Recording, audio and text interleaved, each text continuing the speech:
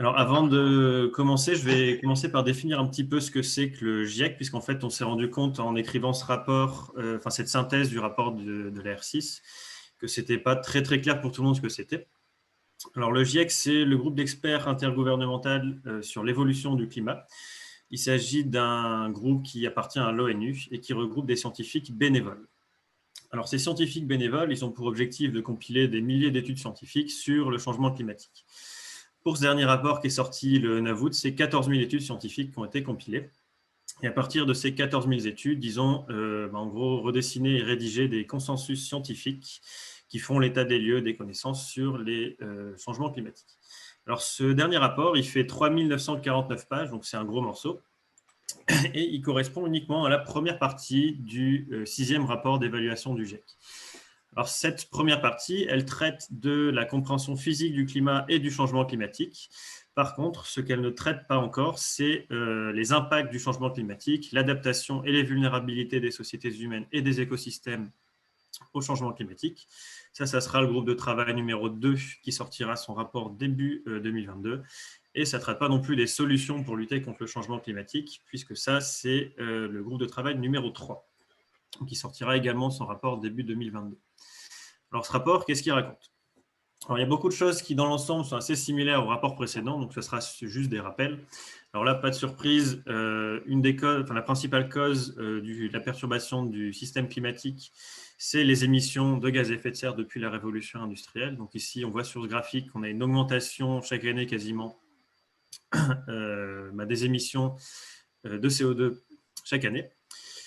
Aujourd'hui, il y a à peu près 56% de ce CO2 qui est capté par les océans et par les surfaces continentales. Mais malgré ça, eh bien, comme on rajoute à chaque fois du CO2 dans l'atmosphère, eh bien, on a sa concentration en CO2 qui va augmenter et en divers gaz à effet de serre.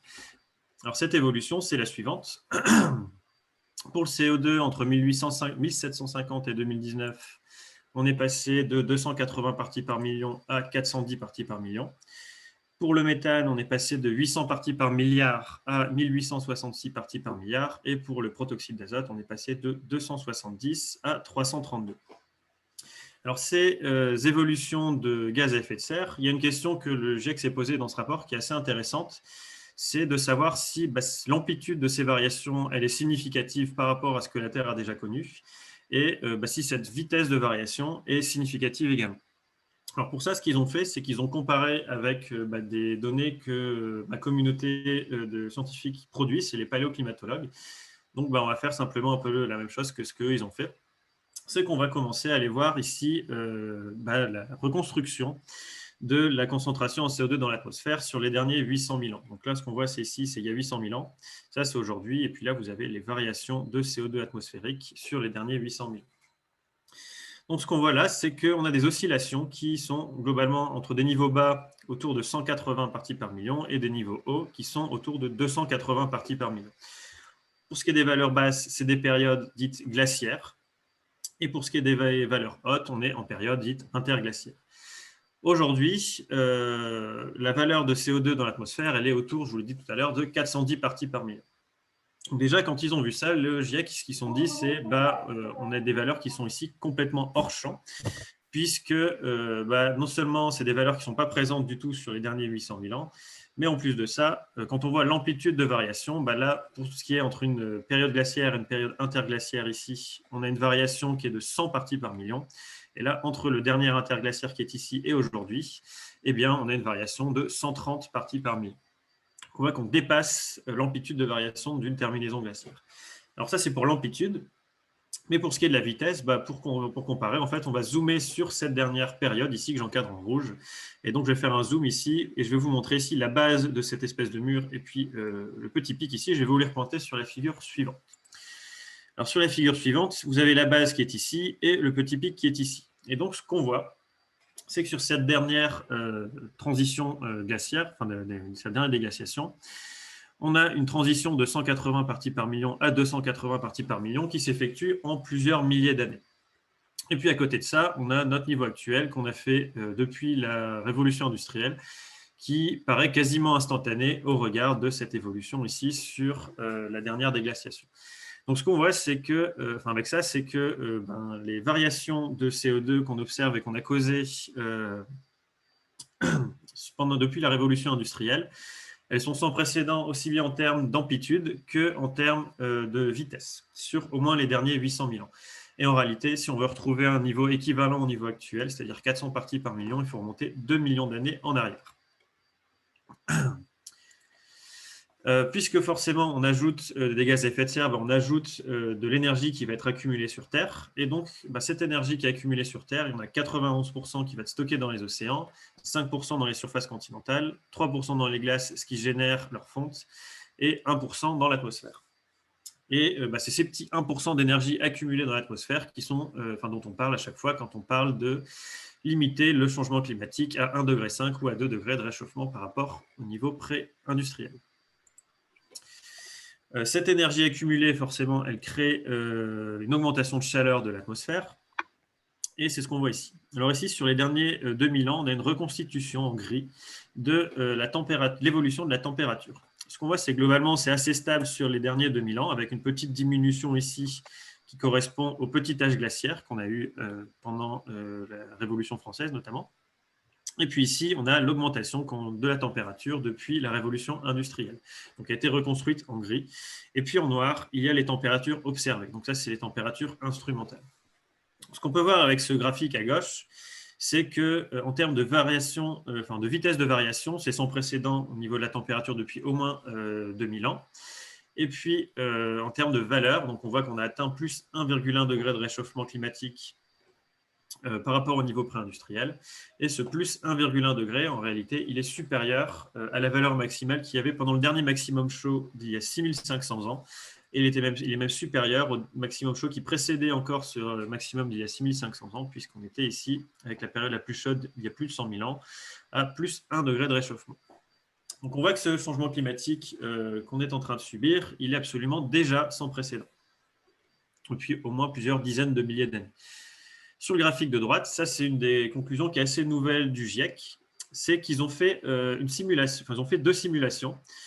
Ils ont fait une simulation de la température, donc qui est indiquée ici en vert, où ils ont simplement simulé l'évolution de la température en prenant en compte que les phénomènes naturels, c'est-à-dire les variations de l'activité solaire et de l'activité volcanique. Et ce qu'ils obtiennent, c'est cette courbe avec quelques petites oscillations, mais globalement, si on regarde ce qui est en 1850 et ce qui est en 2000, il n'y a pas une énorme différence sur le long terme. Ils ont fait ensuite la même simulation, mais avec les facteurs humains qui sont pris en compte, c'est-à-dire les émissions de gaz à effet de serre, ainsi que les émissions d'aérosols qui ont un effet négatif sur le climat, c'est-à-dire qu'ils vont refroidir. Et puis ils ont comparé à ça les températures instrumentales, encore une fois, en noir ici. Donc ça, c'est les températures observées. Et donc en voyant ça, ils se sont dit, en fait, quand on voit ça, on est sûr à 100% que c'est bien l'homme qui est la cause du changement climatique qu'on est en train d'observer, pardon. Et dans ce rapport du GIEC, dans le 6e rapport, ils ont enlevé complètement l'incertitude sur le rôle de l'homme en fait dans ce changement climatique. Donc ils ont dit, on est sûr, c'est l'homme qui cause le changement climatique, il n'y a plus de place au doute. Ces évolutions de température, elles ont déjà eu un certain nombre de conséquences qui ont déjà été observées, qui sont les migrations d'espèces. Dans ces migrations d'espèces, les problèmes principaux qu'il y a, c'est que les espèces ne migrent pas toutes à la même vitesse. Et donc, on va avoir des espèces qui vont interagir avec d'autres espèces alors qu'elles n'interagissaient pas avec elles ensemble. Et ça peut créer quelques soucis, notamment d'espèces invasives, c'est-à-dire qu'il va y avoir des espèces qui vont prendre la place d'autres. Et un autre souci, c'est que certaines espèces qui ne sont pas capables de migrer suffisamment rapidement pour rester dans des conditions climatiques qui leur sont favorables. C'est le cas notamment des arbres. Il y a également eu des baisses de rendement agricole qui ont été observées. Alors même si ce n'est pas vrai partout, c'est vrai que localement, on peut avoir des gains dans les rendements agricoles et puis dans d'autres endroits des pertes. Mais quand on fait la somme au niveau global de ce qui est bien et de ce qui n'est pas bien, on se retrouve avec plus de baisse de rendement agricole que de gains. Ensuite, pour ce qui est de la fonte des glaces, alors ça, c'est quelque chose qui fait beaucoup parler puisque c'est très parlant, notamment avec les ours polaires. Alors, la fonte des glaciers qui est observée en ce moment, donc elle est homogène sur l'ensemble du globe. Et cette vitesse de variation et cette homogénéité de recul des glaciers sur le globe, c'est quelque chose qui n'a pas été observé depuis plus de 1000 ans. Ensuite, ce qui a été observé, c'est un recul de la calotte groenlandaise ainsi qu'un recul de la banquise arctique. Alors, si on compare la banquise arctique du début des années 80 et la banquise arctique du début des années 2010, en fin d'été, c'est-à-dire au mois de septembre, eh bien, on observe qu'elle a reculé de 40% environ. Alors, on remarque ici que pour les glaces, je n'ai pas parlé de l'Antarctique, donc qui est l'autre gros morceau de glace qui se situe sur le pôle sud, puisqu'en fait, dans ce rapport du GIEC, il précise qu'il n'y a pas de conclusions qui peuvent être dessinées pour l'instant sur l'Antarctique, pour la simple et bonne raison que selon où on se trouve en Antarctique, ben, on n'a pas les mêmes tendances. Ça veut dire qu'en fait, si je prends l'exemple de la banquise en Antarctique, il y a des régions où la banquise avance et d'autres régions où la banquise recule. Et ben, quand on fait le bilan des deux, c'est assez difficile d'en tirer des conclusions probantes. Donc pour l'instant, ils disent que l'Antarctique, il n'y a pas encore d'évolution significative. Puisqu'on a une fonte des glaces continentales, associée à ça, il y a également une hausse du niveau des mers. Donc cette hausse du niveau des mers, au total, elle a été de 20 cm entre 1901 et 2018. De ces 20 cm, il faut savoir cependant que la hausse du niveau des mers liée à la fonte des glaces, ça représente uniquement 42% de cette élévation du niveau des mers.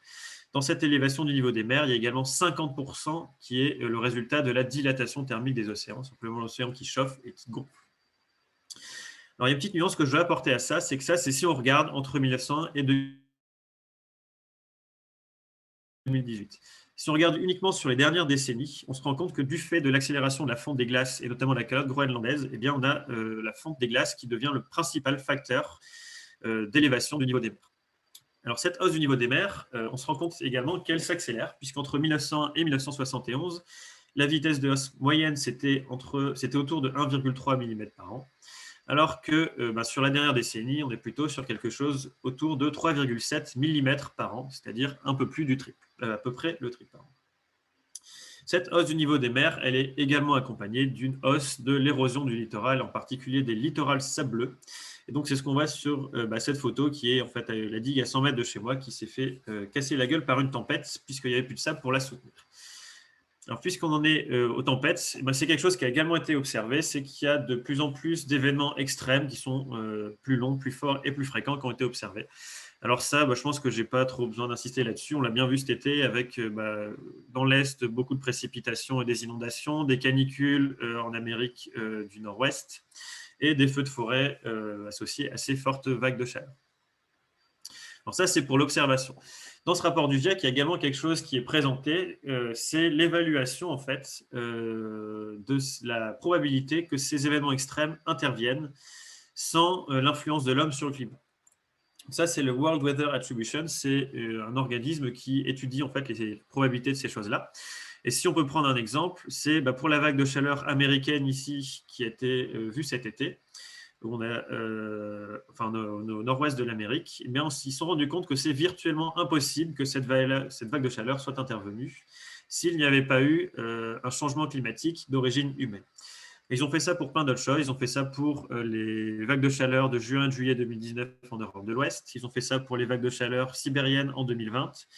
Ils ont fait ça pour les fortes précipitations en Europe de l'Ouest de cet été. Ils se sont rendus compte que c'est rendu plus probable par le changement climatique et également par les très fortes précipitations de l'ouragan Harvey. Alors, c'est dans notre groupe de travail là, sur le rapport du GIEC, de l'AR6, on a un expert qui travaille sur les événements extrêmes et il nous a dit que, alors je ne sais plus le chiffre exact, c'est quelque chose entre 1,20 m et 1,50 m d'eau qui sont tombés pendant cet ouragan. Donc, c'est quelque chose qui est absolument sans précédent. Alors ça, c'est pour ce qui est déjà observé. Maintenant, on va passer aux prévisions du GIEC et pour savoir ce qui nous attend un petit peu dans les décennies qui arrivent. Alors, il faut savoir quelque chose, c'est que le GIEC, il n'a aucun moyen de savoir avec certitude le climat qu'il y aura en 2100, pour la simple et bonne raison en fait, qu'il ne sait pas la quantité de gaz à effet de serre que nous, on va émettre d'ici à 2100. Alors, pour ça, il a émis quelques scénarios qui s'appellent des SSP, donc c'est Shared Socio-Economic Pathway ou Trajectoire socio-économique partagée, si je veux le traduire en français. Alors ça, c'est pour les questions sur les charges socio-économiques pathway, à mon avis, ce n'est pas à moi qu'il faut demander. Donc, il faudra peut-être à ce moment-là demander à l'expert de notre groupe, qui est celui sur les changements climatiques, expert sur les événements extrêmes, qui a beaucoup regardé ça. Mais en gros, c'est Shared Socio-Economic Pathway. Elle nous mène avec des scénarios optimistes, donc ils sont en bleu clair et bleu foncé. C'est les 2.6 et 1.9, qui implique de très fortes réductions immédiates de nos émissions et l'atteinte de la neutralité carbone entre 2055 et 2080 et des émissions négatives nettes ensuite. On a également les scénarios pessimistes. Donc, il y a le scénario business as usual qui est le 8.5 en rouge foncé tout en haut et un scénario qui montre également une croissance des émissions tout au long du 21e siècle qui est le SSP3 7.0. Et entre deux, il y a un scénario intermédiaire qui montre un ralentissement progressif des émissions, puis une stagnation autour de 2050 et une réduction des émissions ensuite. On note que dans ce scénario intermédiaire, il n'y a jamais d'émissions négatives et jamais de neutralité carbone qui sont atteintes. Or, il faut savoir que pour ça, l'ONU et l'AIE considèrent que, suite aux engagements pris par les pays lors de la COP 21 et des accords de Paris sur le climat, on se situe à peu près sur cette trajectoire-là. Alors, ces scénarios d'évolution, d'émissions, ils mènent forcément à des différents scénarios d'évolution des températures globales. Et on se retrouve avec des températures qui, pour les scénarios optimistes, mènent à des valeurs autour de 1,5 degré jusqu'à plus 5 degrés pour les scénarios pessimistes. Ce qu'il faut voir ce qui est important de voir dans ce graphique, c'est que forcément, dans n'importe quel scénario, les 1,5 degré seront atteints d'ici 2040, comme on peut le voir ici. Et que les 2 degrés sont évitables uniquement s'il y a de fortes réductions immédiates, plus des émissions négatives avant 2100. Parce qu'on voit que les deux scénarios qui permettent de rester dans les 2 degrés, eh bien, c'est le 2.6 et le 1.9 où on a des émissions négatives avant 2100. La trajectoire actuelle, elle nous mène, comme on l'a vu il n'y a pas longtemps dans l'actualité, à plus 2,7 degrés de réchauffement. Donc ça, c'est pour les températures globales et moyennes, mais il y a également des disparités régionales qui sont illustrées ici sur ces cartes fournies avec le rapport. Alors sur ces cartes ici, on voit qu'avec un réchauffement d'1,5 degré, on a des réchauffements qui sont plus importants sur les continents que sur les océans, puisqu'on voit que les valeurs les plus claires ici, c'est toujours sur les océans. Et également qu'on a des valeurs qui sont, des réchauffements qui sont plus importants au niveau des pôles qu'au niveau de l'équateur. Donc c'est ce qu'on voit ici avec les bandes rouges foncées au niveau de l'Arctique. Ils ont fait les mêmes cartes à plus 2 degrés et à plus 4 degrés. Et là, donc, on voit que pour ce qui est de l'Arctique, il y a des réchauffements qui sont très importants, puisqu'en fait, quand on zoome sur les fiches régionales de l'Arctique, si on a un réchauffement de plus 4 degrés, on peut atteindre localement plus 14 degrés en Arctique. Le même travail a été réalisé pour les pluies. Et ce qui a été noté au niveau de l'évolution des précipitations dans le monde, c'est qu'elles vont globalement augmenter. Et même si ces précipitations, elles augmentent, il faut savoir que ces variations ne sont pas homogènes partout et qu'il y a même des régions où les précipitations vont baisser. C'est particulièrement le cas des latitudes subtropicales. Donc, les latitudes subtropicales, c'est toutes celles-là ici et toutes celles-là dans l'hémisphère nord. Et ce qu'on voit, c'est que tout ce qui est les régions de climat méditerranéen, elles vont s'assécher. Donc, on a ici le bassin méditerranéen, la Californie, le Mexique, les Caraïbes, le nord du Chili, l'Afrique du Sud et le sud de l'Australie.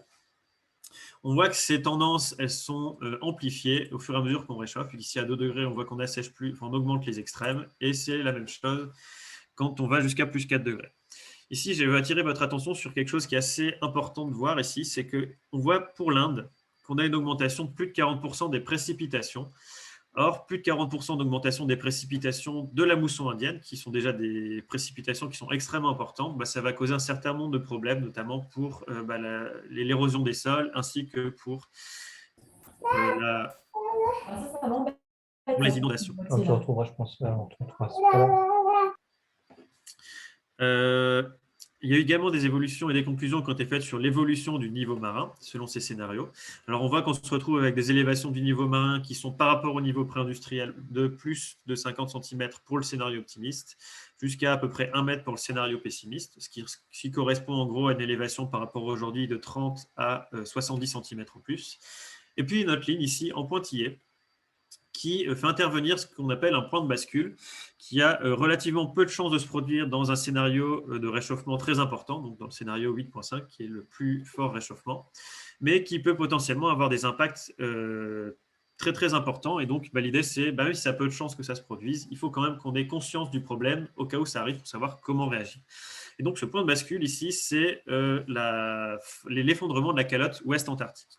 Si ça intervient, Au lieu de se retrouver avec quelque chose entre 50 cm et 1 mètre de hausse du niveau des mers, d'ici à 2100, on aurait quelque chose qui serait autour de 1,70 m à 1,80 m de hausse du niveau des mers. Alors pour cette hausse du niveau des mers, comme c'est quelque chose qui a une très forte inertie, puisque les calottes polaires ont une très forte inertie ainsi que la température de l'océan, bien le GIEC est remonté un petit peu plus loin. Il allait voir jusqu'en 2300 pour voir cette évolution du niveau marin. En 2300, les évolutions du niveau marin, si on prend le scénario optimiste, on voit qu'on va être quelque part entre 50 cm et 3 mètres, avec une médiane autour de 2 mètres. Donc c'est scénario 2.6 ici en bleu. Et dans le scénario pessimiste, entre 2 et 7 mètres, avec une médiane qui va être entre 4 et 5 mètres de hausse du niveau marin. Dans le cas où on a l'effondrement de la calotte ouest antarctique, on voit qu'il y a une flèche. En fait, c'est parce que ici, c'est même plus haut que l'écran, ça va jusqu'à plus 15 mètres si jamais il y a une hausse, il y a l'effondrement de cette calotte antarctique ouest qui intervient. Donc là, toutes les villes côtières, je pense qu'on peut déjà faire un trait dessus si ça se produit en 2300. Il y a également des processus irréversibles dans le climat qui ont été mis en valeur. Et c'est notamment le cas de la fonte des calottes polaires, du permafrost et du recul des glaciers. C'est également le cas du réchauffement et de l'acidification des océans. Et donc forcément, si on continue de réchauffer l'océan et qu'on continue de faire fondre des calottes polaires, on continue de faire monter le niveau marin. Donc ces 3 points ici, c'est des phénomènes qui sont irréversibles. Et quoi qu'on fasse, en fait, on ne pourra pas retrouver le niveau marin actuel ni la température de l'océan actuelle. En revanche, ce qui est possible de faire en réduisant nos émissions, c'est de ralentir ces processus et d'en limiter l'impact. Il y a également eu des évolutions dans les événements météorologiques extrêmes qui vont en fait s'aggraver. On va amplifier la fréquence, la durée et l'intensité de ces événements météorologiques extrêmes. Donc c'est le cas des canicules, des sécheresses, des pluies extrêmes et des ouragans. Et ce qu'on observe, c'est qu'il y a une forte sensibilité à chaque degré de réchauffement supplémentaire de ces événements. Alors ici, j'ai mis 2 diagrammes qui sont dans le rapport de synthèse du GIEC. On voit que pour les événements à 50 ans, pour les vagues de chaleur importantes, donc pour ce qui est des canicules, une vague de chaleur qui avait une probabilité d'intervenir une fois tous les 50 ans avant la révolution industrielle, eh bien on voit qu'aujourd'hui déjà, avec 1 degré, elle a 5 fois plus de chances de se produire. Avec 1,5 degré, on passerait à 8,6 fois plus de chances. 2 degrés, on passerait à 14 fois plus de chances. Et à 4 degrés, on passerait à 40 fois plus de chances. Autrement dit, un événement qui intervenait une fois tous les 50 ans avant la révolution industrielle interviendra 4 fois tous les 5 ans, 4 années sur 5, avec 4 degrés de réchauffement. Pour ce qui est des événements à 10 ans pour les fortes précipitations, on voit que c'est un petit peu moins clair pour ces précipitations, pour les précipitations de forte intensité. C'est qu'un événement qui arrivait une fois tous les 10 ans avant la révolution industrielle, on voit qu'avec 4 degrés, sa probabilité, elle augmentait uniquement, entre guillemets, de 2,7 fois. On voit que c'est un petit peu moins sensible pour ce qui est des précipitations intenses au réchauffement climatique par rapport aux vagues de chaleur.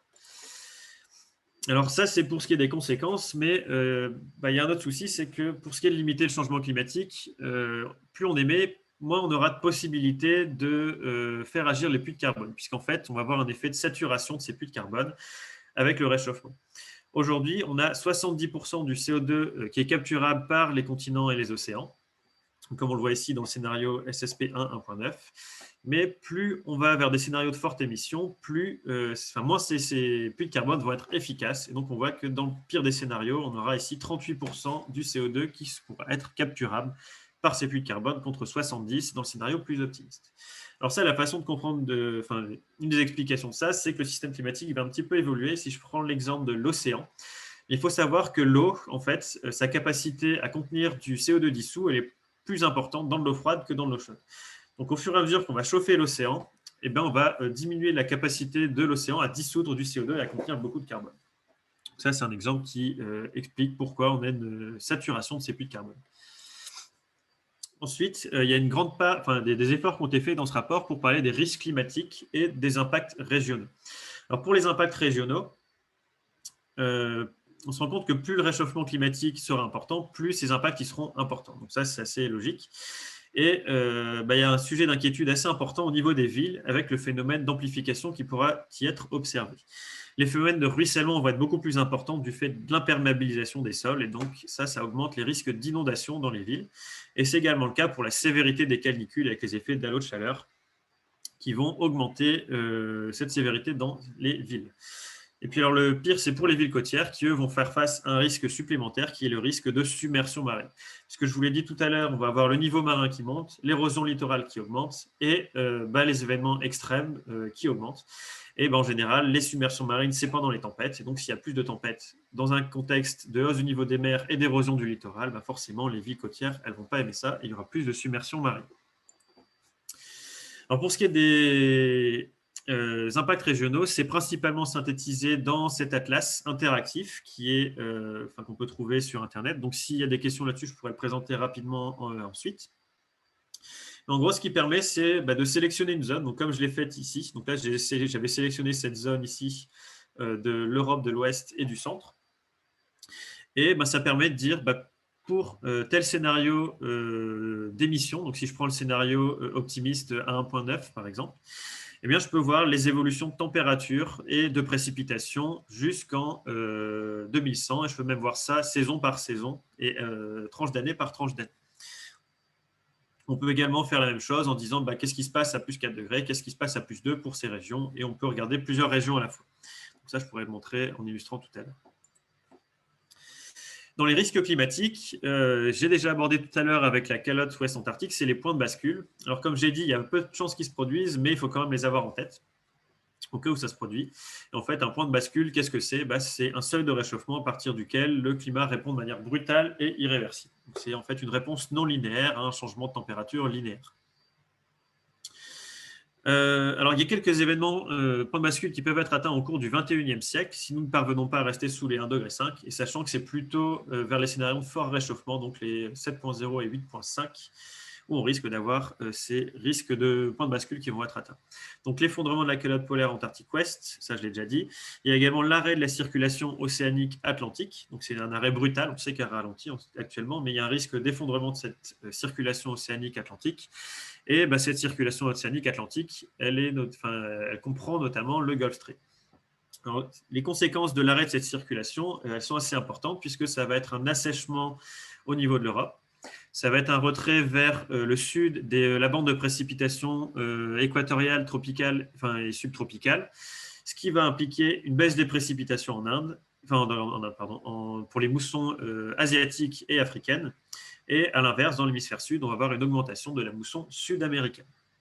Ce qui est également possible, c'est le dépérissement des forêts, avec un point de bascule qui est assez marquant, c'est la disparition de la forêt amazonienne. Alors ça paraît impossible quand on réfléchit comme ça, mais en fait, ils se rendent compte que sous l'effet combiné de la déforestation et de l'assèchement du bassin amazonien du fait du changement climatique, il y a un point de bascule qui pourrait être atteint et qui ferait qu'on aurait une disparition de cette forêt amazonienne d'ici à 2100. Dans ce rapport, alors ça c'était pour les conséquences, mais maintenant, savoir ce qu'on peut faire pour limiter le changement climatique. Dans ce rapport, la seule chose qu'il y a, c'est les budgets carbone. C'est la quantité de carbone qu'on peut émettre pour respecter un réchauffement. Alors, pour limiter un réchauffement à plus 1,5 degré à horizon 2100, comme je l'ai dit tout à l'heure, c'est impossible sans une réduction majeure et immédiate des gaz à effet de serre, des émissions, et une neutralité carbone et des émissions négatives peu après 2050. Il va également falloir retirer du carbone de l'atmosphère plus que ce qu'on en émet après. Et donc, il faudra utiliser les puits de carbone, c'est-à-dire ou des systèmes naturels ou des procédés industriels qui sont pour l'instant plutôt, de ce que j'ai compris, à l'état de prototype. Pour ce qui est des budgets carbone, maintenant, ils sont assez faciles à établir puisqu'en fait, il y a une relation qui est quasiment linéaire entre les émissions cumulées de CO2 depuis 1850 et le réchauffement qui est observé depuis 1850. De manière assez simple, 1000 gigatonnes de CO2 supplémentaires, c'est une augmentation de la température de 0,45 degrés. Donc, quand on a ce graphique, si on veut limiter le changement climatique à 1,5 degré, on lit ici. On prend 1,5 degré, on va lire, donc c'est le scénario SSP 1.9, et on tombe sur quelque chose un petit peu en dessous de 3000 gigatonnes de CO2. Pour 2 degrés, c'est le 2.6. On regarde ici, on tombe à quelque chose autour de 3300. Alors, ce qui fait que quand on fait le bilan de ce graphique, si on veut le budget qui nous reste à partir de 2020, pour avoir une chance sur deux de limiter le réchauffement climatique à 1,5 degré, c'est 500 gigatonnes de CO2 à émettre. Et en gros, à la vitesse où on émet actuellement, le budget serait dépassé en 2032. Si on veut plus de degrés Celsius, c'est 1300 gigatonnes de CO2 qui nous reste à émettre. Et malheureusement, la mauvaise nouvelle là-dedans, c'est que même si en 2020, on a eu une baisse des émissions, Enfin, c'est une baisse des émissions, mais c'est toujours des émissions qui sont beaucoup trop importantes et qui continuent de croître, puisque la courbe de la concentration en CO2 a continué d'augmenter pendant cette année.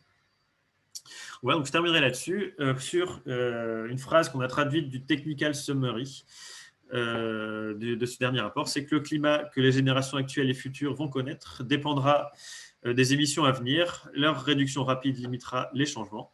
Et à l'inverse, continuer sur notre lancée conduira à des bouleversements plus importants, plus rapides, qui affecteront progressivement toutes les régions du monde et auxquelles nos sociétés ne sont pas préparées.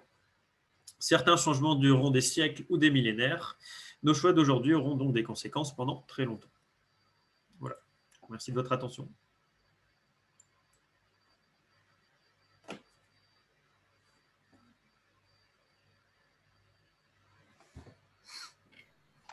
Merci François, là je remets mon son. Merci beaucoup, écoute, c'est très, très intéressant, je pense que ça va soulever pas mal de questions. Et c'était très, très synthétique, mais c'est pas très optimiste quand même. Voilà, je vais laisser la parole. Il y avait des personnes qui avaient commencé à poser des questions sur le Dans le formulaire. chat, j'ai vu qu'il y avait des questions. Ouais. Qui veut commencer? Viviane, peut-être que tu avais posé des questions, toi. Je crois que Guilain avait levé la main. Tu l'as vu ma aussi. question, François? Pardon? Est-ce que Paul il te l'a communiqué, ma question, je pense? Oui, c'était sur notamment l'Atlas. Ah oui, oui, je peux expliquer rapide. Je fais une petite présentation rapide de l'Atlas. Mais j'avais aussi une autre question sur l'inertie. Reformule peut-être la question. On va les reformuler.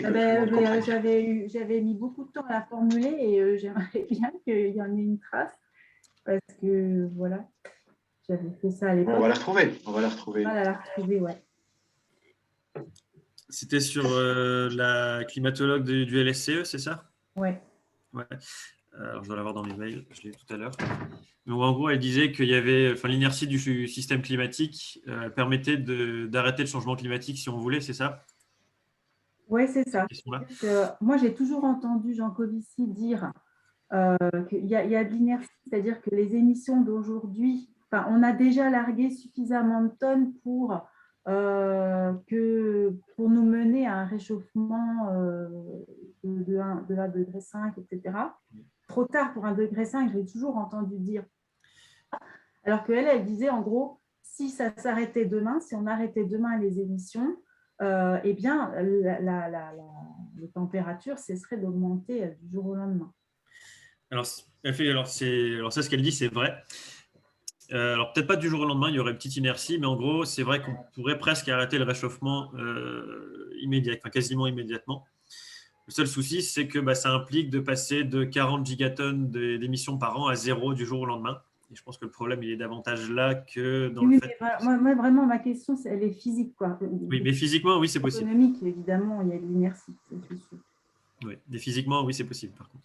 Ça, il y a une étude qui est parue dans Nature il y a quelques mois qui montre ça très bien. D'accord, donc il n'y a pas de temps de décalage entre… Alors ça, c'est vrai pour la température de l'atmosphère, par contre. Si je prends la température de l'océan ou la fonte des glaces ou la hausse du niveau marin, ça, de toute façon, c'est embarqué parce que c'est des processus qui ont beaucoup plus grosse inertie. D'accord, merci.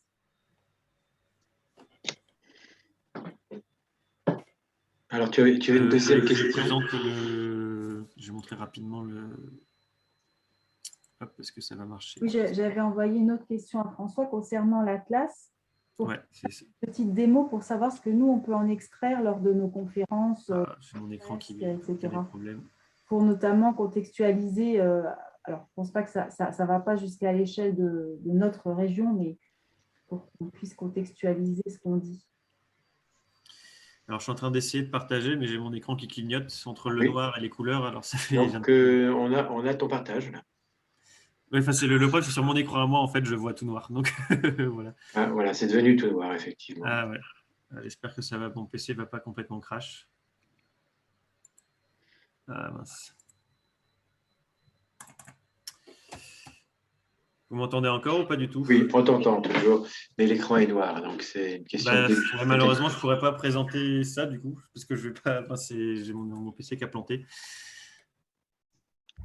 Donc, on arrête le partage, là. Donc, est-ce que si tu nous envoies le lien, François, dans la boîte, et puis quelqu'un fait la démo sous ta dictée sous tes instructions. Ouais, je pense qu'on peut faire ça. Par contre, je vais être obligé de… Ah voilà, c'est bon. Du coup, il y a quelqu'un qui a coupé le partage, ça marche. Oui, je l'ai coupé, oui. Ouais, bah, Voilà. super, ça a déplanté mon PC, donc c'est parfait. Donc, Donc, je vais sinon, envoyer le lien. sinon, tu peux réessayer une fois si tu avais déjà la page, et puis après, on partage en deuxième lieu, Oui. faire C'est vrai, dans l'autre ordre. Hop. Alors, je vais d'abord faire comme j'avais fait tout à l'heure. Je vais d'abord partager mon écran au complet. Hop. Ça marche là? Oui. Ah bon, ouais. Ça clignote pas, alors je vais essayer comme ça. Alors, cet atlas, en fait, on se rend compte qu'il y a… je vais essayer de dézoomer. Voilà. Il y a plusieurs régions là, donc en fait, il suffit de cliquer sur une région pour avoir les informations qui correspondent à cette région. Donc là, je peux choisir la base de données. Alors ça, je ne vais pas rentrer dans le détail. Il vaut mieux rester sur c'est les différents types de modèles climatiques. Il vaut mieux rester sur le CMIP6, c'est celui qui est le plus utilisé. Ensuite, on peut choisir la variable. Donc, c'est la température moyenne, les températures minimales, les températures maximales. On peut regarder aussi les précipitations, les chutes de neige, les vents de surface. Enfin, on peut résoudre un tas de choses. Donc là, je vais faire l'exemple pour les précipitations, par exemple. Hop. Donc là, j'ai choisi les variables précipitations. Donc, j'ai une carte qui s'affiche en entier. Et je peux choisir ici la période où je regarde. Donc, je peux choisir le near terme, donc c'est dans les 20 prochaines années, les 2040, 2060, pardon. Ici, 2080, 2100. Et je peux choisir ça selon le scénario. Voilà. Et je peux choisir par rapport à quoi je compare aussi. Donc là, je compare toujours au niveau pré-industriel. Et donc, bah, si je prends, par exemple, à long terme, avec le on ne va pas regarder le pire du pire. Donc là, j'ai l'évolution des précipitations pour cette région que j'ai sélectionnée. Et après, je peux dire, bah, je veux voir comment s'évolue au niveau des saisons. Et donc là, j'aimerais bien zoomer là-dessus. Voilà.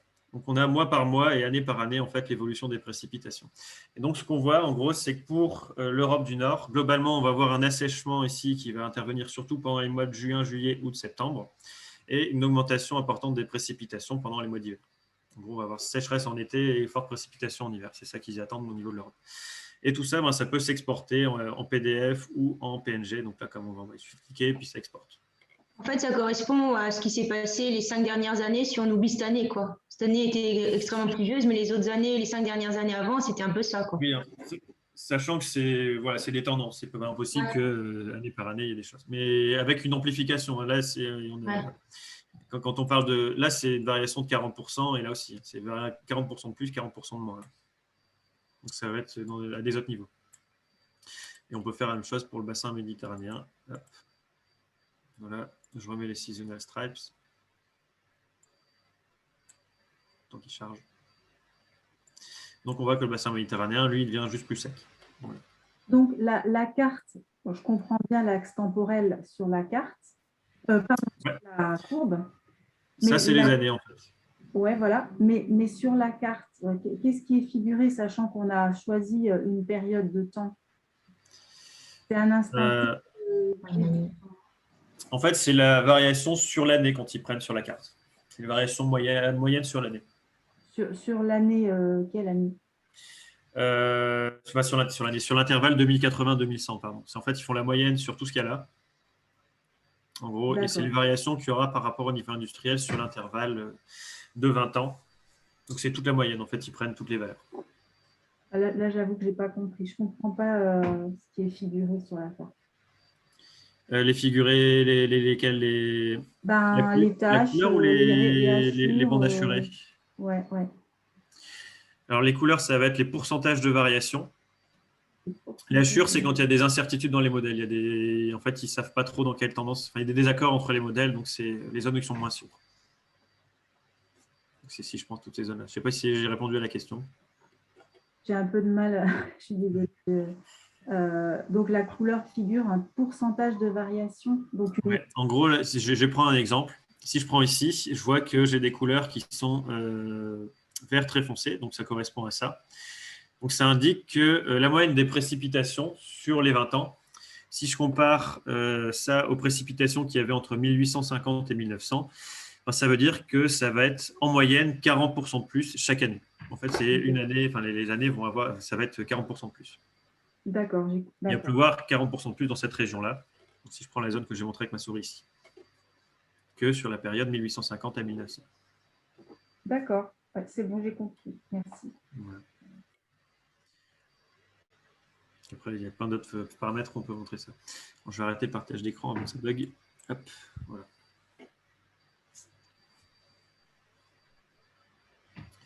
Tu peux peut-être nous mettre dans le lien, Oui, dans le fil, le lien. Mais on l'a déjà, on l'a eu identifié. Alors, il y a plusieurs questions. Alors, qui avait levé la main? Alors, on va utiliser la main, mais il y a beaucoup de questions. Donc, peut-être Yves Cliff, alors Oui, vous m'entendez? Oui. Oui, j'ai une question qui n'a strictement rien de technique, mais suite à la parution de ce rapport, quelles ont été les réactions à l'international? Alors, il est sorti en plein milieu de l'été. Bon, il y a eu d'un point de quelques vue com, c'est peut-être pas le réactions. meilleur moment, mais… Non, c'était pas le meilleur moment. Et en fait, on se rend compte que dans les médias, c'est un peu passé à la trappe par rapport à d'autres choses. Et il y a toujours les scientifiques qui disent que c'est la catastrophe, qu'on n'a rien fait et que le problème est déjà là maintenant du changement climatique. Il y a notamment une qui dit qu'on a écouté, mais on n'a pas entendu et maintenant c'est un problème. Mais c'est les mêmes réactions qu'il y a eu à chaque fois. En fait, c'est les politiques qui disent que c'est pas bien, mais c'est parce que ça fait bien de dire que c'est pas bien. Il y a un peu l'association que moi ça me donne. Mais là, c'est que mon avis strictement personnel. Pour l'instant, ce rapport-là ne déclenche pas plus d'action ou de réaction que d'habitude. J'ai pas l'impression que ça ait engagé beaucoup de réactions. En fait, c'est vient surtout confirmer les craintes qu'on avait, en fait, voire les amplifier pour certaines choses, puisqu'il y a une des nouveautés qu'il y a dans ce rapport, c'est qu'ils ont beaucoup regardé à horizon 2050, ce qui était moins le cas des autres rapports. Donc, ce qu'ils voient, c'est que déjà, dès 2050, il y a des conséquences qui sont assez lourdes. Et malheureusement, j'ai pas, moi, vu beaucoup de réactions très, très importantes. Ça a toujours surtout qu'il y a eu un moyen de communiquer plus pour les gens qui étaient déjà concernés. Ouais, on aurait pu imaginer ou rêver par exemple, il y a un acte démocratique important, les élections en Allemagne qui sont dans quelques jours, qui est un vrai, prise de conscience, Oui. une émergence des Verts sous une forme ou sous une autre. Mais… Oui, il faut espérer. On verra. Maintenant, on aura les présidentielles, on verra si ça crée quelque chose ou pas. Mais bon. Voilà. On verra. C'est quand même eu un écho, je crois, en Norvège, avec les élections. Il ne faut pas oublier que la Norvège est le premier producteur de pétrole en Europe. Oui. Mais eux, ils ont tout intérêt à dire qu'ils vont moins émettre parce qu'ils ont de moins en moins de pétrole. Donc, ça les arrange bien aussi. Julien, tu avais une question justement. Toi, c'est toi qui as mis la question sur le rendement agricole, peut-être? Oui, est-ce que c'est normal ou est-ce que c'est possible qu'on calcule le rendement non pas la quantité produite par rapport à la surface, mais par rapport à la quantité d'intrants et d'eau qu'on utilise? Parce qu'en fait, on peut avoir un rendement qui va augmenter, mais aussi parce qu'on va avoir multiplié d'autant plus, peut-être dans un facteur plus important que le rendement humain lui-même, les intrants qui permettent justement d'avoir plus de production agricole. Alors ça, malheureusement, je ne vais pas avoir la réponse à la question parce que je ne suis pas du tout expert de ce domaine-là. Donc, j'imagine que c'est possible, mais je ne vais pas m'avancer dessus parce que moi, c'est mon domaine d'expertise, c'est vraiment les climats passés. Donc après, je lis beaucoup les rapports du GIEC, donc j'ai des connaissances là-dessus, mais là, le détail, il faudrait que j'aille voir de manière plus précise. On peut jouer sur les intrants, mais pas sur les quantités d'eau qui tombent du ciel. Oui. Dominique, tu avais une question justement, alors je te laisse la parole. Moi, c'est la forêt. La forêt, déjà actuellement, elle se dégrade et les forestiers annoncent que 25% des prélèvements ou des arbres qui marquent à couper sont des arbres qu'il faudrait couper à cause des insectes, des maladies, de la sécheresse. Est-ce qu'on ne risque pas d'avoir une dégradation plus grande de nos forêts et donc une séquestration moindre de carbone, sachant que le carbone, il cycle surtout l'été, au moment où il y a du soleil? Ouais, justement, ça fait partie des raisons qui font on va avoir une saturation des puits de carbone parce que on voit que plus on va émettre, moins on va avoir des puits de carbone naturels qui vont être efficaces. Et donc, c'est effectivement une des conséquences, comme les forêts, elles ont de plus en plus de mal, puits de carbone, ils ont de plus en plus de mal. Mais après, ce qu'il faut se voir aussi, c'est que au niveau des puits de carbone, un des facteurs les plus importants, c'est pas forcément les forêts, c'est tous les micro-organismes photosynthétiques dans l'océan. Il y a ça aussi qui a un rôle important. Donc, comme on a beaucoup qui ont des petits squelettes carbonatés, en carbonate, ils n'aiment pas l'acidification, donc là, c'est un problème aussi. Oui.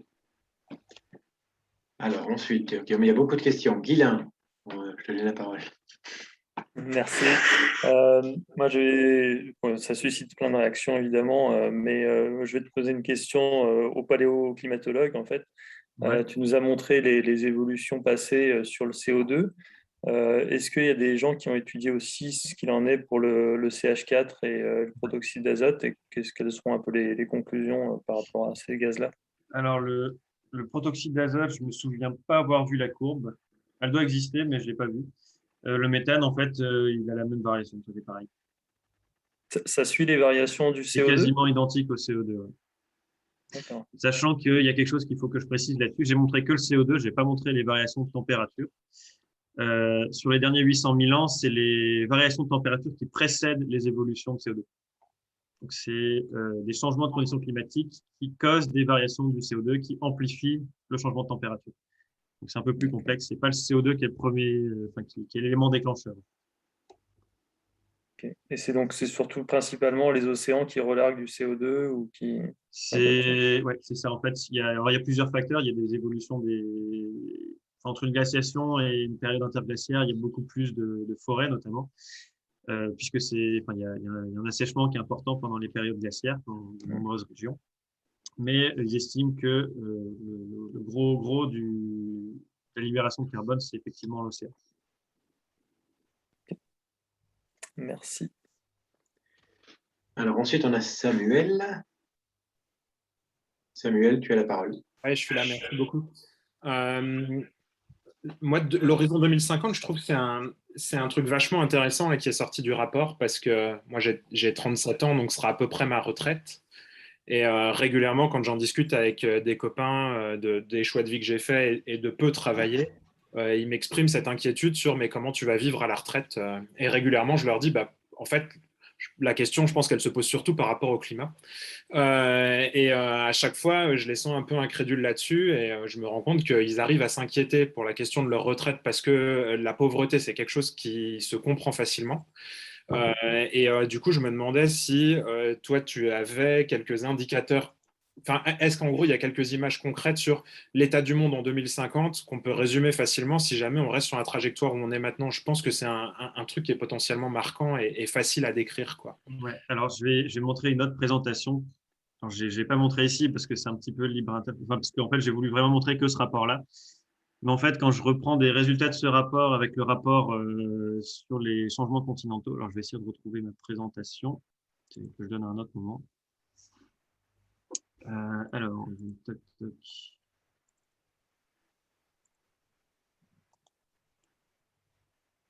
Où est-ce que je l'ai mise, celle-là? Voilà.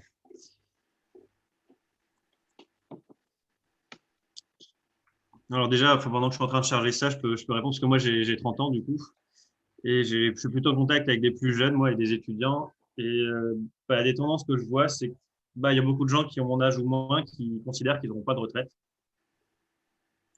Enfin, en tout cas, ils ne comptent pas là-dessus. Donc ça, c'est quelque chose qui est un peu inquiétant. Et dans les études supérieures, il y en a beaucoup qui n'ont pas envie de faire d'enfants à cause de ça non plus. Donc ça fait partie des choses que je vois, une grosse inquiétude en tout cas pour les jeunes là-dessus. Et alors sinon, je vais…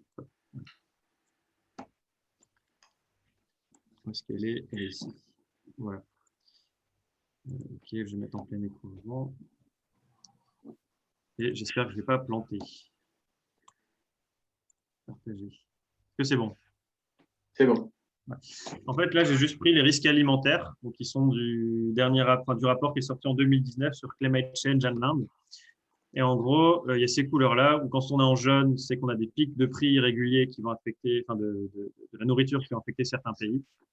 On va avoir quelques chocs alimentaires quand on est en rouge et on a une perturbation globale de l'approvisionnement, donc l'insécurité alimentaire généralisée quand on est en violet. Donc, ce qu'on voit, c'est qu'en jaune, là, on arrive à 1 degré, on a ces soucis de pic de prix. À 1,5 degré, on a les chocs alimentaires régionaux. Et à 2 degrés, on a de la perturbation globale. Alors, moi, ce que j'ai fait, c'est que j'ai passé là à gauche, à chaque fois, si ça veut bien faire, voilà, en 2040. Donc, un scénario optimiste, ça, c'est atteint en 2040, ça, en 2100. Donc, ça, c'est le scénario 2.6. Donc, c'est celui qui amène la neutralité carbone autour de 2080 et des émissions négatives après. Ensuite, j'ai fait la même chose quand je regarde le scénario pessimiste. Donc là, c'est le 8.5 que j'ai pris. Donc, on voit qu'on atteint avant 2040 le 1,5 degré. 2040, 2050, on atteint le 2 degrés. Donc, on a déjà en 2040, 2050 des problèmes mondiaux, quoi. Et puis, ça s'aggrave assez rapidement comme ça. Dans le scénario pessimiste, tous les 4 degrés sont atteints en 2080, 2090. Et puis, j'ai fait la trajectoire, alors que je considère, moi, comme la trajectoire actuelle, parce qu'en fait, il y a la trajectoire que l'ONU considère si les pays respectent les accords de Paris sur le climat. Donc, c'est le scénario 4.5 qui mène à 2,7 degrés de réchauffement. Mais on voit que même les mesures qu'ils ont prises, elles ne sont pas suffisantes dans la plupart des pays. Je crois qu'il y a une étude qui est sortie qui montrait qu'il y avait qu'un seul pays qui respectait ça. Donc, je considère qu'on est plutôt proche du 7.0, un peu comme Valérie Masson-Delmotte. Et cette trajectoire actuelle, donc du 7.0, ça mène à les 1,5 degré en 2040, les 2 degrés en 2040-2050, les 3 degrés en 2070-2080 et les 4 degrés en 2100. Donc, ce qu'on voit, c'est que les problèmes d'insécurité alimentaire sur le globe, c'est 2040-2050 déjà.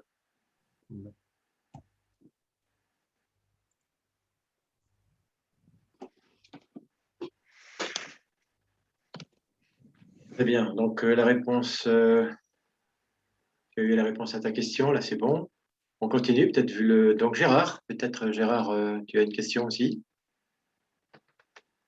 Le son et j'active. Alors, où est-ce que c'est? C'est bien, on t'entend, Gérard, c'est bon. Bon, alors je n'active pas la si, Non, mais mets ta vidéo, oui. Voilà. Bon. Alors, d'abord, bonsoir, je suis désolé d'être arrivé en retard, mais j'étais à une autre réunion. Bon, alors, c'est très intéressant. On s'aperçoit que les modèles sont de plus en plus précis dans leurs prédictions, mais je me demande si tout ça est finalement porteur d'espoir, ou au contraire peut complètement devenir déprimant. D'ailleurs, il suffit de regarder des sondages qui ont été faits. Parce qu'il y a quelque chose qui me paraît terriblement manquer là-dedans, c'est la discussion des solutions. Alors, je veux pas dire de mal des climatologues, hein, ils font un excellent boulot, mais paléoclimatologues également.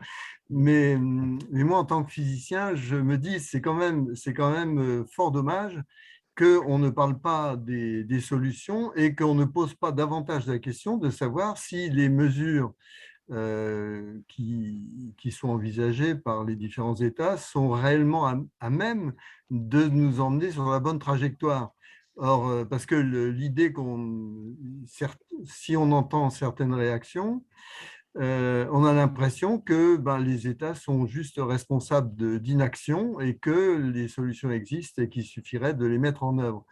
Et je trouve ça assez dangereux finalement. Alors justement, en fait, c'est ce que je disais au tout début, c'est le deuxième slide de la diapo que j'avais, donc c'est peut-être ça qui a été manqué. En fait, ce rapport je suis arrivé à 6h30 alors. Bon. Voilà, ce rapport qui est sorti début août, en fait, il parle que de l'état du changement climatique, que des propriétés physiques du changement climatique. Par contre, après, il y a 2 autres groupes de travail. Donc, il y a le groupe de travail numéro 2 qui va étudier les impacts en gros, les conséquences du changement climatique sur les sociétés et les écosystèmes et les moyens d'atténuer. J'ai un trou sur ce que c'est. Et puis, il y a le groupe de travail numéro 3 qui, lui, proposera des solutions pour lutter contre ce changement climatique. Donc, c'est les adaptations pour le groupe 2 et les solutions pour limiter pour le groupe 3. Et donc ça, ces rapports-là de ces groupes de travail, ils sortiront début 2022. Donc, je ne sais pas s'ils ne sont pas encore sortis, que je n'en ai pas parlé ici, tout simplement. Mais il y aura bien cette partie-là. Très bien. Non, ce qui est particulièrement intéressant dans le rapport actuel, en tout cas, c'est de montrer l'évolution différenciée suivant les régions du monde et que ce n'est pas un réchauffement homogène partout, etc. Et donc, évidemment, ça, c'est très important pour ce qui concerne justement l'aspect adaptation au changement climatique. Oui, bah, en plus, ça, c'est particulièrement vrai parce qu'en fait, quand on regarde les productions des modèles, on se rend compte qu'il n'y a pas énormément de différence entre les modèles qu'on a établis il y a une vingtaine d'années, voire même, il y en a qui sont vieux de 40 ans, et les modèles d'aujourd'hui, en fait. On tombe dans les mêmes ordres de grandeur de réchauffement. Par contre, là où il y a beaucoup de progrès, c'est au niveau de la précision régionale. Et effectivement, c'est important parce que si on veut s'adapter au changement climatique, ce n'est pas la même chose de s'adapter quand on est en Inde ou quand on est au pôle Nord. Ce n'est pas du tout les mêmes choses à faire. D'accord, merci. Y a-t-il un pays où il faut aller, où il n'y aura pas de changement, ou un climat idéal? Parce que globalement, c'est plutôt vers les pays. Faut aller vers le nord, en fait. Il faut aller vers les pays comme l'Angleterre et la Scandinavie. Mais même là, on va avoir beaucoup de tempêtes. Donc, de toute façon, en fait, c'est non seulement des précipitations en plus et des températures plus chaudes, mais c'est surtout un climat qui est moins stable. C'est ça le problème. Oui, il n'y a pas vraiment de région qui est stabilisée. Ce ne sera pas les mêmes conséquences partout. Il y a des endroits qui seront moins touchés que d'autres. Mais en tout cas, il y a une région où les gens semblent assez d'accord pour dire que ça risque d'être catastrophique, c'est le bassin méditerranéen. C'est une des régions où ça peut être plus dangereux. Alors, il y a peut-être d'autres questions. Viviane, tu avais levé la main aussi. Oui, j'ai une question de raisonnement, en fait. Les phénomènes météorologiques extrêmes, comme les canicules, les fortes précipitations brutales et les tempêtes et les cyclones, ils sont liés aux calories qu'il y a dans l'atmosphère. C'est-à-dire c'est la chaleur qui génère ces trois choses-là. Donc, or, ils sont locaux. Ils sont locaux à un instant T. Donc, ça veut dire qu'à un instant T, il y a énormément de calories dans l'atmosphère qui provoquent donc vagues de chaleur, précipitations ultra abondantes et cyclones ou cyclones. Et donc, ma question, c'est comment ça s'articule avec la moyenne, avec l'évolution moyenne du climat? C'est-à-dire, est-ce que, quand on dit que chaque dixième de degré compte, c'est un dixième de degré moyen, mais comment ça s'articule avec la hausse de la fréquence localement de la sécheresse à tel endroit, du cyclone à tel endroit? Et mon autre question, elle va aussi avec, c'est comment ça se fait que dans certaines régions, il y a une baisse des précipitations alors que la hausse de la température de l'atmosphère fait que normalement, il y en a plus? Je vais commencer par répondre à la deuxième question. En fait, s'il y a des endroits où ça s'assèche, c'est parce que c'est une question d'eau disponible, en fait. Si on va avoir un air qui va être plus, comment on dit, qui va pouvoir transporter plus d'humidité, ça c'est vrai, puisqu'on va accélérer le cycle hydrologique. Sauf que s'il y a pas assez d'eau disponible dans l'atmosphère pour générer des précipitations, et ben en fait, le fait d'augmenter la capacité de l'atmosphère à contenir de l'eau, et ben on ne va pas pouvoir libérer cette eau, en fait. Elle va rester dans l'atmosphère. Donc ça va être une des raisons qui fait que dans les régions sèches, si on n'a plus d'eau disponible, on ne va plus pouvoir faire de précipitations avec ça, et donc cette eau va être amenée ailleurs. Pour la première question, alors ça, faudrait que je demande à mon expert du groupe qui est sur les événements extrêmes. Mais alors même si local, c'est des tendances moyennes qu'on peut observer au niveau des évolutions de température, ça implique forcément que localement, il y a également des augmentations de température. Donc on a un système, comment on dit ? On a un cycle de l'eau qui va être amplifié, en fait, puisqu'on a une température de l'air qui augmente, qui peut donc stocker plus d'eau, contenir plus d'eau. Et donc forcément, les précipitations extrêmes, elles vont augmenter de ce fait-là. Pour ce qui est des vagues de chaleur, alors il y a ça, il y a un autre phénomène, c'est on a un affaiblissement également du courant de jet, donc c'est un courant qui est en haute latitude, qui sépare les latitudes, je confonds, non, j'allais dire une bêtise, c'était avec les vagues de froid, mais en gros il y a dans les cellules atmosphériques qui se déstabilisent un petit peu avec le changement climatique. Et donc ça, ça permet de meilleures incursions de vagues de chaleur et également potentiellement de meilleures vagues de froid. Alors ça, dans le détail, il faudrait un climatologue. Moi, je ne suis pas paléoclimatologue, je ne regarde pas dans le détail comme ça. Mais après, dans les grandes lignes, c'est comme ça. C'est comme ça que ça se passe, quoi. Et la hausse de la température moyenne, est-ce qu'elle est due à la hausse de la fréquence des vagues de chaleur? Ah non. Non. Je n'ai pas compris la question. Non, c'est l'inverse qui se produit, en fait. En fait, il y a il y a la chaleur qui augmente en moyenne. Et en fait, ça va déstabiliser le système climatique. Et donc, comme il est moins stable, forcément, il y a plus d'extrêmes. Donc, c'est ça qu'on observe. Mais là où j'ai du mal à comprendre, c'est que c'est une moyenne d'un point de vue géographique, c'est-à-dire comment un dixième de degré en plus sur la moyenne du globe va déstabiliser localement la météo. Alors ça, c'est la grande différence entre climat et météo. Alors ça, après, là, c'est pareil. Je peux donner un élément de réponse, mais en disant que je ne vais pas être sûr de ma réponse, parce que ce n'est pas mon domaine d'expertise du tout. Mais une des choses à quoi je pense, c'est le fait qu'il y ait des écarts de température. Donc, il y a même avec un dixième de degré, on voit que, par exemple, si on a un réchauffement de 4 degrés en moyenne sur Terre, si je prends ce qu'il y a au niveau du pôle, on peut atteindre des choses de plus 14 degrés.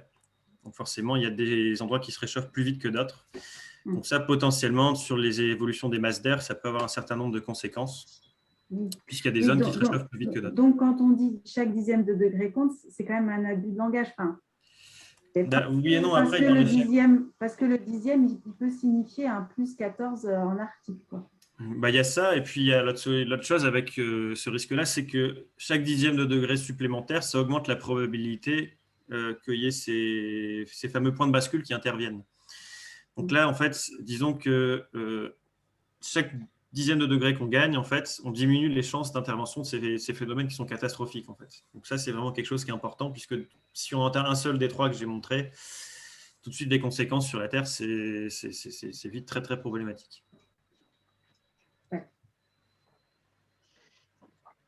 Alors, peut-être une question encore. Denis, tu avais une question? Oui, vous m'entendez? Oui, très bien. Oui, j'avais une question et une remarque. D'abord, une question sur les unités.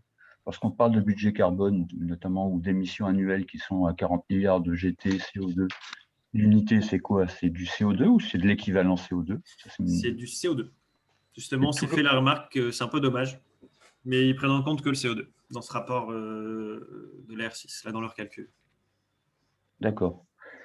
Et puis deux, c'est plutôt une remarque, mais qui fait transparaître un peu, je dirais. Ce qui est dommage, c'est qu'on ne voit pas tout ce qui est méthane. Oui, justement. L'agriculture, on le voit beaucoup moins, quoi. Et donc le budget carbone, qui est en fin du rapport, du moins pour le résumé pour les décideurs, c'est également donc du CO2. Oui, c'est ça. D'accord. Et après, libre à nous de le convertir en équivalent CO2. C'est ça que ça veut dire. Oui, mais ça ne tient pas. Enfin, on ne met pas en évidence le méthane, on ne met pas en évidence les autres gaz à effet de serre. Ce qui est un peu dommage quand même. Et en fait, c'est dans leur modèle, ce qu'ils font, ce qu'on m'a expliqué, c'est qu'ils font tourner ça en pétagrammes de carbone. Donc, ils ne regardent même pas l'oxygène, ils regardent directement le carbone. Donc, ça comprend à chaque fois le méthane et le CO2. Ouais, donc, après, ils convertissent ça en CO2. Mais du coup, ce n'est pas CO2 équivalent, c'est juste CO2. D'accord. Non, et puis j'avais c'est plus un commentaire qu'autre chose, quoi. Finalement, quand on regarde un peu l'analyse, quand on regarde un peu les éléments qui sont apportés par le GIEC, on se dit que de toute façon, c'était déjà grave il y a déjà une vingtaine d'années, c'était déjà grave il y a une trentaine d'années. Bref, la solution, est-ce que ça ne va pas être ce qu'on appelle la solution de facilité, j'entends, hein, est-ce que ça ne va pas être ce qu'on appelle l'ingénierie climatique? Alors, l'ingénierie climatique, alors là, ça, c'est quelque chose où on aura la réponse, malheureusement, que dans les rapports qui vont sortir là, début 2022. Alors, le souci, c'est que le risque avec ça, c'est est-ce que la géo-ingénierie, ce qu'on a besoin, là, c'est la question que moi je pose, c'est est-ce que ça, on aura ce qu'on dépensera pour faire cette géo-ingénierie, est-ce que ça sera rentable par rapport à ce qu'on va y gagner? Et puis, pour combien de temps? Puisque, par exemple, si c'est les mettre des aérosols dans l'atmosphère, les aérosols, ça n'a pas une durée de vie très très longue, donc ça veut dire qu'on doit le faire en permanence.